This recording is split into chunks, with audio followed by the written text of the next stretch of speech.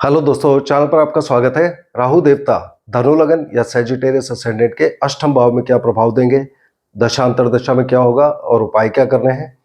साथ ही हम ज्यादा सूक्ष्मता में जाएंगे और डिग्री वाइज राहु देवता यहाँ कितने डिग्री के बैठे हैं तो अलग अलग क्या रिजल्ट आएंगे उसको भी देखेंगे। तो मेरी साइड में धनु लगन की कुंडली है, इसमें नंबर 9 लगन में लिखा होता है। बृहस्पति इसके मालिक होते हैं। बृहस्पति और राहु शत्रु कहलाते हैं, तो राहु अपने शत्रु के कुंडली में है और राहु अष्टम भाव में विराजमान है जहां नंबर 4 लिखा है। ये चंद्रमा देवता की राशि है, तो राहु देवता अपनी शत्रु राशि में विराजमान हुए। राहु देवता एक क्रूर ग्रह हैं, ये हम सब जानते हैं। अचानक से इनके प्रभाव आते हैं, मन में एक भ्रम उत्पन्न करते हैं और ज्यादातर लोगों के लिए खराब प्रभाव देते हैं। 8वां भाव जहां ये बैठे हैं, ये भाव भी कष्ट और पीड़ा का है। हर तरह की परेशानी, लड़ाई झगड़ा राहु यहाँ पर दे सकते हैं।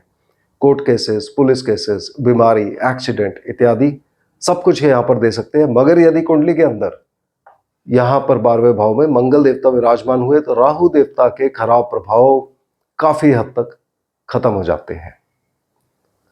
साथ ही हमें याद रखना है कि अष्टम भाव हमें पैसा देता है, लमसम में मोटा पैसा, कहीं फंसा हुआ पैसा, कष्ट या पीड़ा के साथ जुड़ा हुआ पैसा, क्योंकि कष्ट और पीड़ा का भाव है ये। जैसे कि इंश्योरेंस, ग्रेच्युटी, पेंशन, बोनस, दहेज, पैतृक धन इत्यादि। और राहु जब यहाँ बैठे हैं तो केतु देवता दूसरे भाव में बैठे होंगे, जो हमारी इनकम का भाव है, धन भाव है। महीने में हमारी कितनी कमाई होती है उसका भाव है। तो यहाँ पर ये दोनों पैसे की बात करते हैं और राहु यहाँ बैठकर व्यक्ति के किस्मत में और उसके धन में बहुत ज्यादा उतार चढ़ाव देते हैं। कभी एकदम से उनको पैसा आएगा और कभी एकदम से नुकसान होगा, और बहुत बड़े बड़े नुकसान या फायदा ये दे सकते हैं। यहां पर हमें याद रखना है कि इस कंडीशन में दक्षिण का दरवाजा यदि घर का हो तो वो अशुभ माना जाता है। साथ ही जो उपाय बताया गया है कि राहु देवता अष्टम में हो तो हमें बहती नदी में 8 पीस धातु, जिसको सिक्का बोलते हैं और इंग्लिश में लेड बोलते हैं, उनको बहा देना चाहिए। जब हम राहु का धनु लगन में प्रभाव देखते हैं दशा अंतरदशा में, तो ये 3 अलग अलग तरह से प्रभाव देते हैं। पहला तो ये 8वें भाव का प्रभाव। दूसरा प्रभाव, चूंकि ये छाया ग्रह होते हैं तो किसी और ग्रह का प्रभाव भी देंगे जिसकी ये छाया बनेंगे। और तीसरा, अलग अलग डिग्रीज में जब होंगे तो उनके कुछ अलग अलग एडिशनल इफेक्ट आएंगे। तो हम इन तीनों को देखते हैं।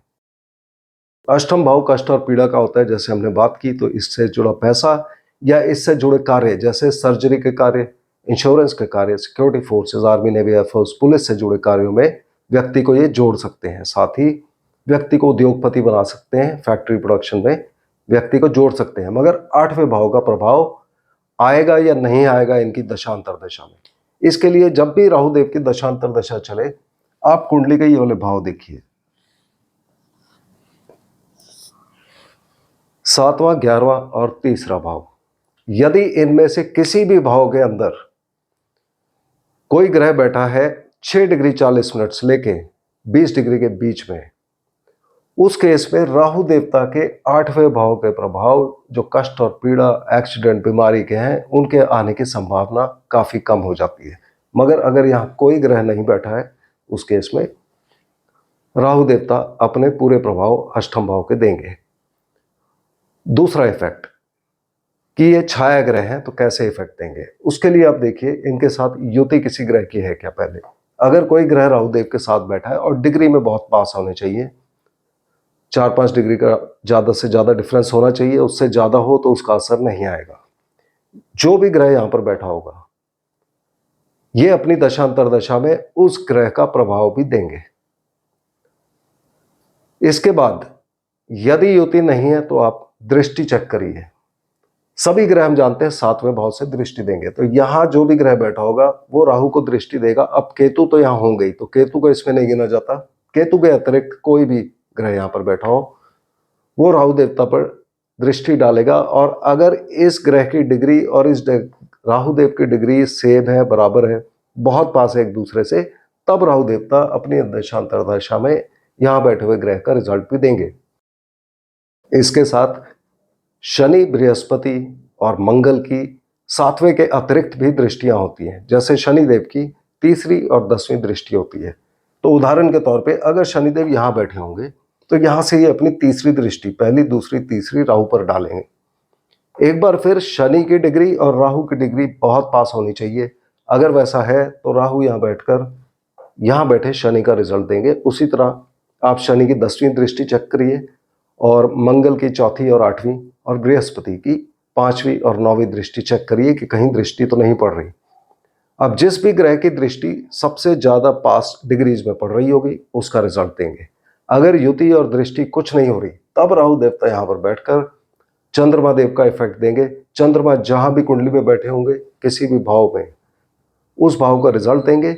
और यहाँ एडिशनल उपाय के तौर पे हमें शिव जी की पूजा करनी चाहिए। सोमवार को शिव जी के मंदिर जाएं, माता तुल्य स्त्रियों की सेवा करें। तीसरा प्रभाव जो एडिशनल इफेक्ट आएगा अलग अलग डिग्रीज में जब राहु देव यहाँ पर हो। राहु देवता अगर यहाँ पर 0 से 3 डिग्री 20 मिनट के बीच में हो तब हमें कुंडली में बृहस्पति देव की पोजीशन चेक करनी है। राहु यहां का प्रभाव यदि दे रहे हैं तो बृहस्पति के इफेक्ट में कमी आएगी। उसके लिए हमने ये 3 भाव पहले देखने हैं। यहां पर जो इफेक्ट आएगा वो माता, गाड़ी, भूमि, वाहन, खेती, बेसिक एजुकेशन, स्वास्थ्य, गाड़ी खरीदना, प्रॉपर्टी खरीदना, किसान भाइयों के लिए। रिजल्ट अच्छे या बुरे कैसे होंगे वो राहुदेव को जैसे हमने ये 3 भाव बताए हैं उनके अनुसार और बृहस्पति की प्लेसमेंट के अनुसार आएंगे। यहां पर एडिशनल उपाय में हमें गुरु लाइक फिगर्स, टीचर्स, प्रीचर्स, पुजारी, इन सब की सेवा सम्मान करना चाहिए, इनसे आशीर्वाद लेना चाहिए और पीपल के पेड़ को हम पानी दे सकते हैं। राहु यदि यहाँ पर 3 डिग्री 20 मिनट से लेके 16 डिग्री 40 मिनट के बीच में हुए तब हमें कुंडली में शनिदेव की प्लेसमेंट चेक करनी है। जहां शनिदेव बैठे होंगे वहां के रिजल्ट आएंगे। इसके अतिरिक्त ये व्यक्ति को इस पीरियड में मेहनत कराएंगे, यात्राएं देंगे, माता और घर से दूर लेके जा सकते हैं, गाड़ी और प्रॉपर्टी इस पीरियड में बिकेगी। व्यक्ति संचार माध्यम, आईटी के क्षेत्र में जुड़ जाएंगे, काफी एप्लीकेशन इत्यादि लिखेंगे, ईमेल, फेसबुक, इंस्टाग्राम पे बहुत एक्टिव हो जाएंगे। एक बार फिर अच्छे या बुरे प्रभाव राहु और शनि दोनों, उनकी स्थिति कैसी है उसके अनुसार आएंगे। यहां पर एडिशनल उपाय में हम मछलियों को खाना खिलाते हैं। राहु देवता यदि यहां पर 16 डिग्री 40 मिनट से लेकर 30 डिग्री के बीच में हुए तब हमें कुंडली में बुध देवता की प्लेसमेंट चेक करनी है। बुध देवता कुंडली में कैसे हैं आप याद रखिए। इस कुंडली के अंदर बुध देवता मार्केश भी होते हैं, बाधकेश भी होते हैं और इन पे केंद्र अधिपति दोष भी लग सकता है। तो बुध देवता को यहाँ बहुत ध्यान से चेक करना चाहिए। तो इस दशांतर दशा में व्यक्ति के व्यवसाय की बात होगी, प्रोफेशन की बात होगी, प्रमोशन मिलेगी या नहीं, व्यवसाय में उन्नति होगी या नहीं, पब्लिक में मान सम्मान प्रतिष्ठा मिलेगा या नहीं, पार्टनरशिप बिजनेस कैसा रहेगा, अच्छा या बुरा, और शादी होगी या नहीं, और शादीशुदा जिंदगी कैसी रहेगी, उसके अकॉर्डिंग ये रिजल्ट आएंगे अच्छे या बुरे। एक बार फिर राहु और बृहस्पति की कंबाइंड पोजीशन कैसी है उसके ऊपर डिपेंड करेगा। यहाँ एडिशनल उपाय में हम पक्षियों को खुले मैदान में दाना देते हैं। तो मुझे उम्मीद है कि राहु देवता के ये आपको इफेक्ट समझ आ गए होंगे। याद रखिए राहु देवता जब भी इनकी दशा अंतरदशा शुरू होगी, चाहे कुंडली में ये अच्छे हो या बुरे हो, व्यक्ति को मेंटल टेंशन बहुत देंगे। व्यक्ति का दिमाग कंटिन्यूस दौड़ेगा, प्लानिंग चलती रहेगी दिमाग में। और यदि खराब प्रभाव आ रहे हो तो एक इंडिकेशन आ सकती है कि घर में पानी की सीलन हो सकती है। तो उस बारे में हमें अलर्ट रहना चाहिए। अगर घर में सीलन हो रही हो उसको तुरंत से आप रिपेयर करा लें। और हमेशा याद रखें राहु की दशा शुरू होने से पहले ये वाले 3 भाव अवश्य चेक करें। यही डिसाइड करेंगे कि राहु का अष्टम भाव का प्रभाव जो कि खराब होता है वो आ रहा है कि नहीं आ रहा है। तो मुझे उम्मीद है कि आपको वीडियो पसंद आया होगा। अगले वीडियो में हम फिर मिलते हैं, तब तक के लिए धन्यवाद।